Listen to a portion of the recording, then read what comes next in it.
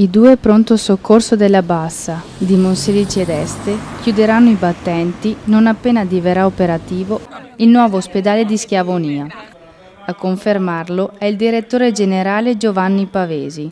Verrà sacrificata la comodità dei cittadini in termini di distanze, ma si farà un passo avanti a livello qualitativo.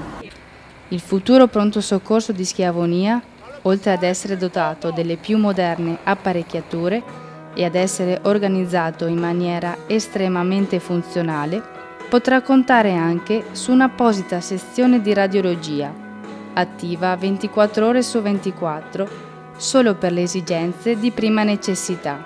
L'annuncio sulla smobilitazione dei due pronto soccorso, assieme alla conferma che resterà attivo il punto di primo intervento di Montagnana, è arrivata nel corso della relazione annuale sulle attività dell'unità operativa di pronto soccorso dell'USL 17.